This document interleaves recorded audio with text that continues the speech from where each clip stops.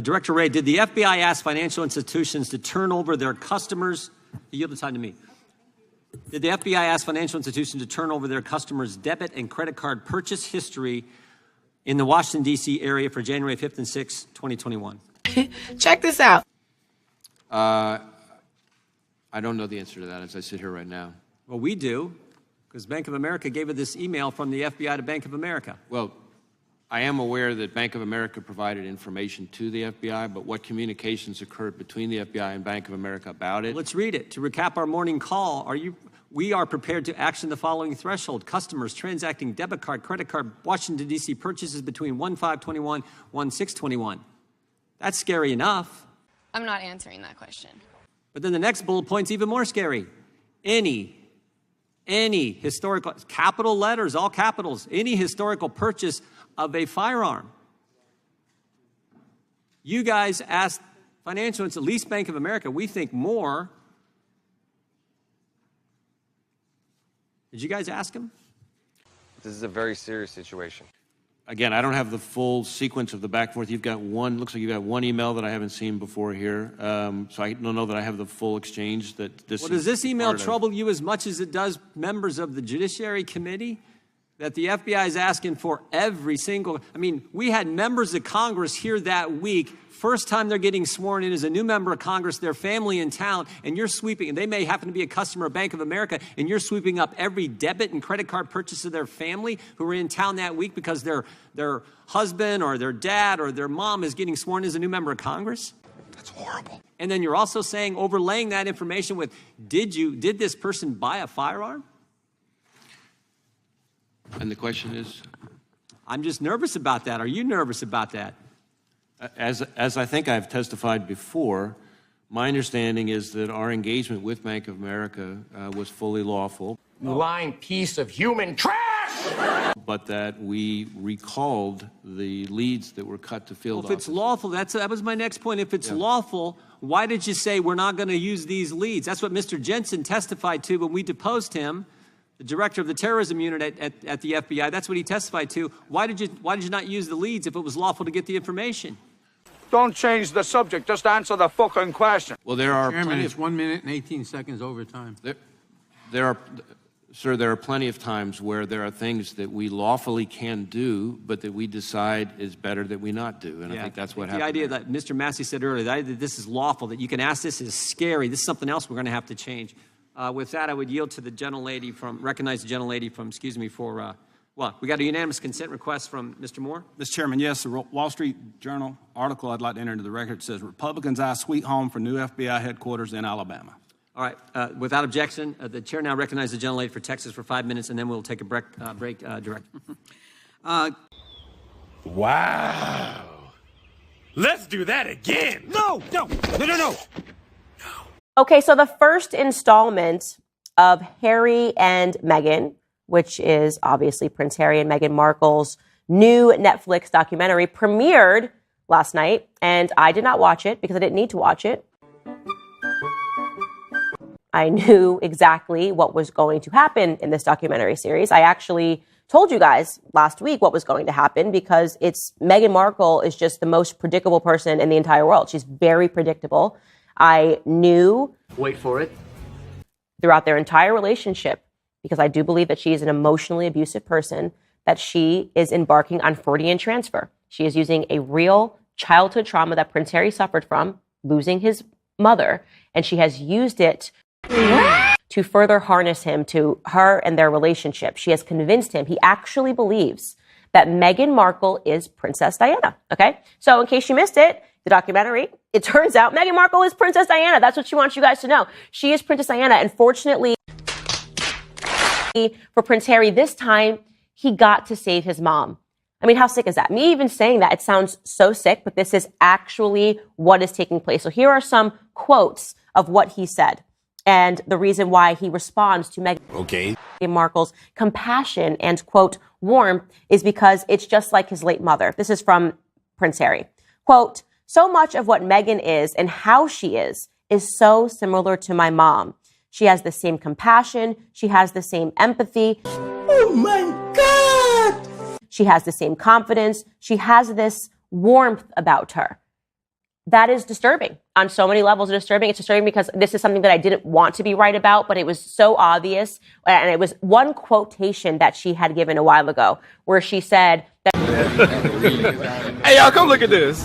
she was, I think she was about 7 months pregnant, and this is when they were still within the royal family. And she said that she told him that she was going to kill herself, but she wasn't going to do it. But she knew, like, while he was gone, he was at some event and he got home and she said, I was going to kill myself, but I didn't do it because I didn't want you to suffer the same thing that you suffered with your mom.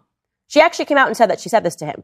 So I'm picturing a woman that is 7 months pregnant with somebody's child and saying, I was just about to kill myself, but I know what you went through with your mom and I didn't want you to suffer again. Are you serious? And that obviously triggered, because it's so emotionally abusive, it triggered Prince Harry, and that became the reason that they left the royal family. And any person, as somebody tweeted, or actually earlier today, they said, I don't see how any person can watch this documentary and not feel extreme compassion for Prince Harry and Meghan Markle. And I don't understand, if you don't feel compassion, you have a heart of stone. I'm paraphrasing, but that was essentially the tweet.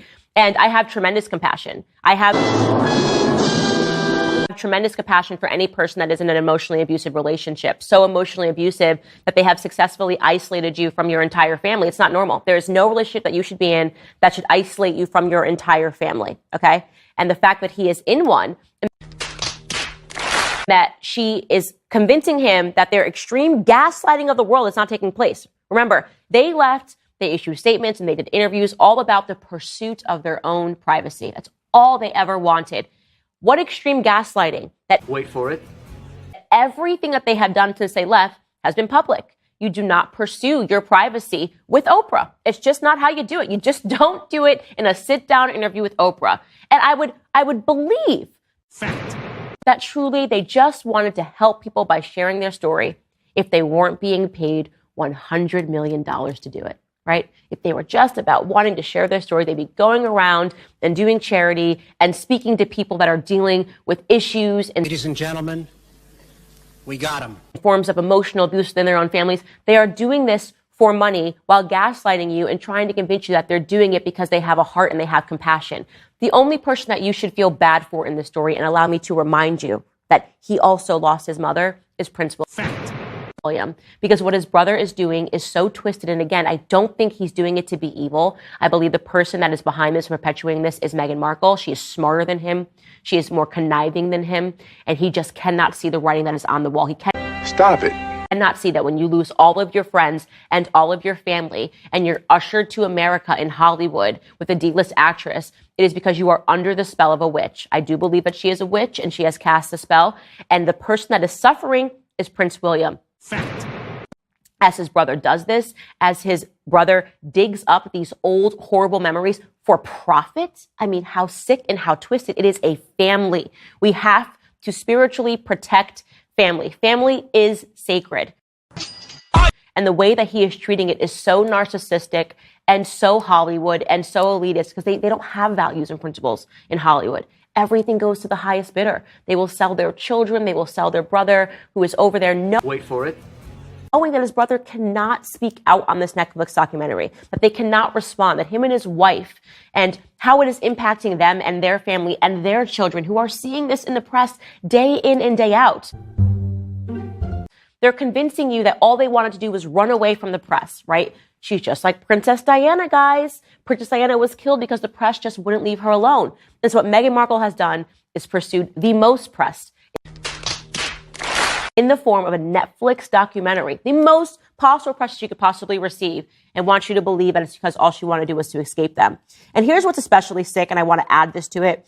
So Prince William came right out and said last year that the interview that took place between his mother, remember his mother was conned into giving an interview that she was not aware of from a journalist he is a disgraced journalist named Martin Bashir. He completely conned her in 1995. And the interview was very famous because she spoke out about her husband, Prince Charles, but she wasn't aware that she was doing it. So this interview became synonymous with how taken advantage of she was by the press. Prince William, again, said that he never wanted to see this interview see the light of day ever again. It was traumatic for him to see this interview being played because he's watching his mother being taken advantage of. Who sold the interview again? Well, his brother, Prince Harry, sold it to Netflix, and they premiered parts of that interview in the documentary yesterday. It's despicable. It's disgusting. And I just feel that everyone needs to get on board, and I see it happening already left and right. We are agreeing that there is something that is deeper that is happening here, something that is darker that is happening here, and this web is being very carefully woven by Meghan Markle. But we should all be able to speak out and realize that this level of intrusion on a family dynamic that I don't dispute. Of course, families are complicated. I have fights with people in my family all the time. But to make $100 million and then $25 million from Spotify, talking over and over again, pretending that you're the victim, when in fact what you are is a shrewd capitalist. Yeah. Stop it. Yeah. We should all be able to renounce them and say that this needs to stop, and you need to leave Prince William alone, because he is the only victim in this story at this point.